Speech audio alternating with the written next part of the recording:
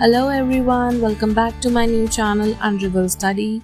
My name is Udisha and in today's video we are going to continue with part 3 of the topic The Language Learner Unit 1 from the BEGS 185 English Language Teaching Book. If you have not watched part 1 and 2, I highly recommend checking those out first for better understanding and continuity. In this part, we'll discuss two key concepts that are important for language learning. First, Gardner's multiple intelligence theory. Second, flexibility in the curriculum, valuing diversity and promoting autonomy. तो चलिए बात कर लेते हैं अपने सबसे पहले topic multiple intelligence theory given by Harvard Gardner in 1983. 1983 में गार्डनर ने अपनी इंटेलिजेंस थ्योरी प्रपोज की थी. उनका मानना था कि intelligence is not a single ability जिसे हम IQ टेस्ट के थ्रू मेजर कर लें. हर इंसान में अलग अलग तरह की इंटेलिजेंस होती है and each valuable in different ways. उनके कहने का मतलब था कि लर्नर डिफरेंट वे में नॉलेज को अंडरस्टैंड कर सकता है, एक्सप्रेस कर सकता है और टीचर्स को इन डिफरेंसेस के बारे में अवेयरनेस होनी चाहिए. गार्डनर ने टोटल 8 इंटेलिजेंस बताई थी. First linguistic, second logical mathematical, third musical, fourth spatial, fifth bodily kinesthetic, sixth interpersonal, seventh intrapersonal and last naturalist. तो चलिए एक एक करके इन इंटेलिजेंस को समझ लेते हैं. तो चलिए बात कर लेते हैं सबसे पहले लिंग्विस्टिक इंटेलिजेंस की. ये उन लर्नर्स में होती है जो लैंग्वेज यूज़ करने में स्मार्ट होते हैं. इन्हें लैंग्वेज स्पीकिंग और राइटिंग बहुत पसंद होती है. इन्हें reading, writing, story telling, debates ये सब चीज़ें काफ़ी पसंद होती हैं. इनमें इनका इंटरेस्ट होता है. तो हम बोल सकते हैं कि ऐसे बच्चे लिंग्विस्टिक इंटेलिजेंट होते हैं. सेकंड बात कर लेते हैं लॉजिकल मैथमेटिकल इंटेलिजेंस की. ये रिलेटेड होती है reasoning, problem solving and working with numbers. A learner who enjoy solving puzzles, spotting patterns और organizing information. तो हम बोल सकते हैं कि ऐसे बच्चे इनके अंदर लॉजिकल मैथमेटिकल इंटेलिजेंस है. थर्ड हम बात कर लेते हैं विजुअल स्पेशल इंटेलिजेंस की. ये उन लोगों में होती है जो चीज़ों को विजुअलाइज करने में बहुत अच्छे होते हैं, like diagram, mind map, flash cards. इनके थ्रू इन्हें काफ़ी हेल्प मिलती है और ये बच्चे इन्हीं मीडियम्स के थ्रू पढ़ते हैं. Fourth bodily kinesthetic intelligence. ऐसे लर्नर्स अपनी बॉडी मूवमेंट से सीखते हैं, लाइक रोल प्ले, ड्रामा या जेस्चर इनके लर्निंग स्टाइल में सूट करता है. फिफ्थ है म्यूजिकल इंटेलिजेंस. इन लर्नर्स को रिदम और साउंड में इंटरेस्ट होता है, लाइक इंग्लिश राइम्स, सॉन्ग्स या फोनिक्स. इनके लिए बेस्ट टूल्स होते हैं लर्न करने के लिए. Sixth interpersonal intelligence. ये लर्नर्स दूसरों के साथ इंटरेक्ट करने में अच्छे होते हैं, ग्रुप वर्क करने में अच्छे होते हैं, डिस्कशन करने में, पेयर एक्टिविटीज़ इनके लिए बहुत आइडियल होती है.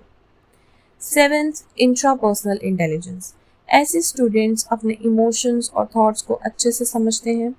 ये लोग सेल्फ स्टडी में, जर्नलिंग करने में या फिर रिफ्लेक्टिव टास्क करने में बहुत ज़्यादा स्ट्रॉन्ग होते हैं. Last naturalistic intelligence. ये इंटेलिजेंस नेचर से कनेक्टेड होती है. ऐसे learners environment based topics, outdoor learning या रियल लाइफ एग्जाम्पल से ज़्यादा रिलेट करते हैं. तो एक लैंग्वेज टीचर के लिए ये समझना ज़रूरी है कि हर लर्नर की इंटेलिजेंस अलग होती है. अगर हम अपने क्लासरूम एक्टिविटी को इस वैरायटी के अकॉर्डिंग प्लान करें तो हर स्टूडेंट को इंगेज करना और उनका पोटेंशियल निकालना ईजी हो जाता है. तो चलिए अब हम बात कर लेते हैं role of multiple intelligence in language classroom. जब हम अपने लेसन प्लान में डिफरेंट इंटेलिजेंस टाइप को इंक्लूड करते हैं तो स्टूडेंट्स का इंगेजमेंट और रिटेंशन दोनों इम्प्रूव होता है. फॉर एग्जाम्पल लिंग्विस्टिक लर्नर को डिबेट, स्टोरी टेलिंग या रीडिंग एक्टिविटीज़ से ज़्यादा हेल्प मिलती है. स्पेशल लर्नर्स को डायग्राम्स, माइंड मैप या विजुअल चीज़ों के थ्रू कॉन्सेप्ट बेटर समझ में आता है. इंटरपर्सनल लर्नर्स को ग्रुप वर्क या पेयर एक्टिविटीज़ में ज़्यादा हेल्प मिलती है. इस अप्रोच से हम क्रिएटिव टीचिंग मेथड्स यूज़ कर सकते हैं जैसे रोल प्ले, सॉन्ग्स के थ्रू लर्निंग और कोलैबोरेटिव टास्क.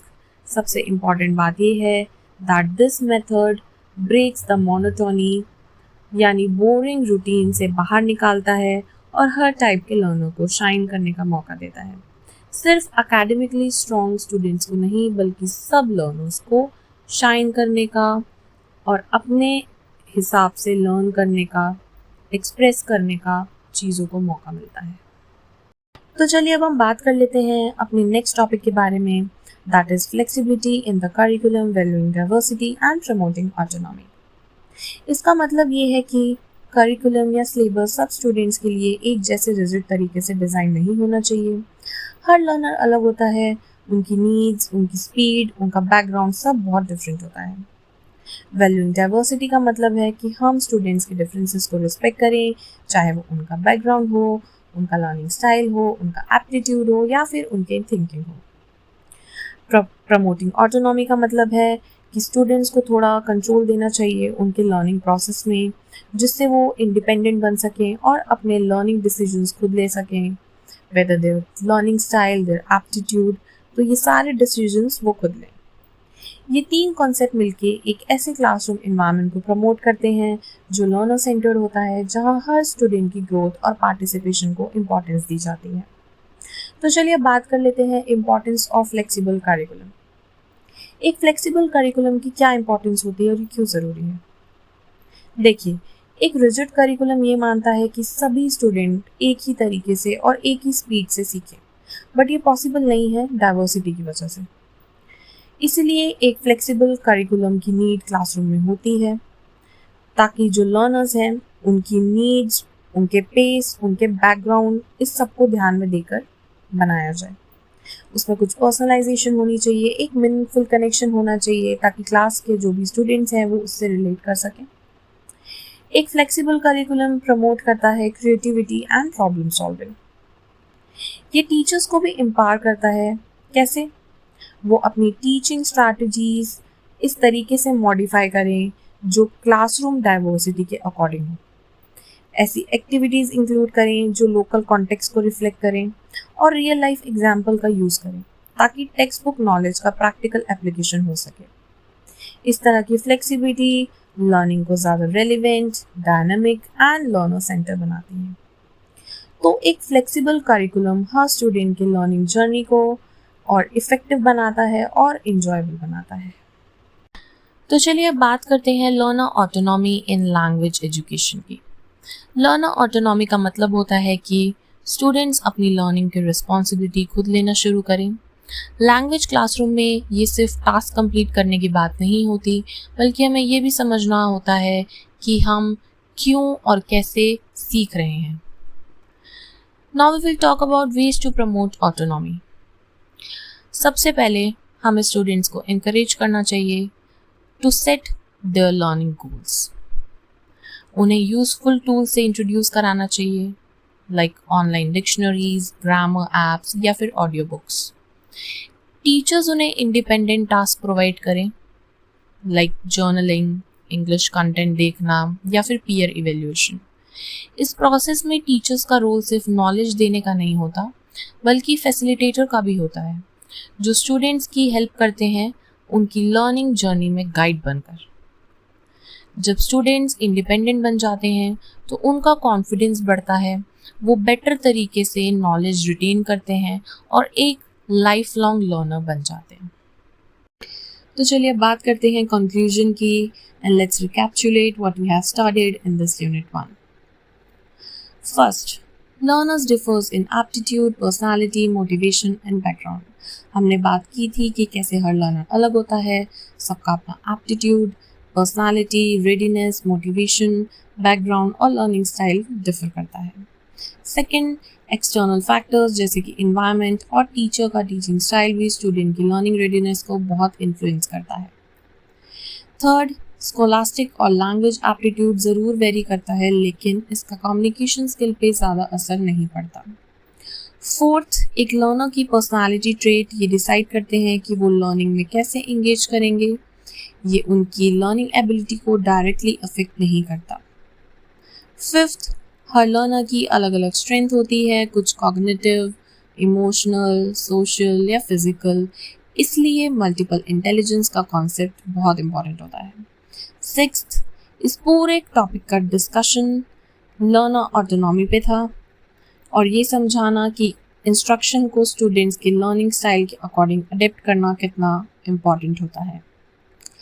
एंड लास्ट, एक इंक्लूसिव और फ्लेक्सिबल टीचिंग अप्रोच ही इंश्योर करती है कि हर स्टूडेंट के पास ग्रो करने का इक्वल चांस हो। So that's all for today's video. We have covered all the topics from the unit, The Language Learner. I'll see you in the next video with another interesting topic. Don't forget to watch part 1 and part 2. The links are in the description below.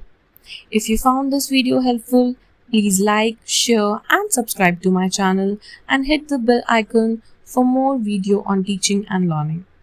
Your support really motivates me to create more such content. Till then, stay tuned, keep learning, keep growing. Thanks for watching. Bye bye.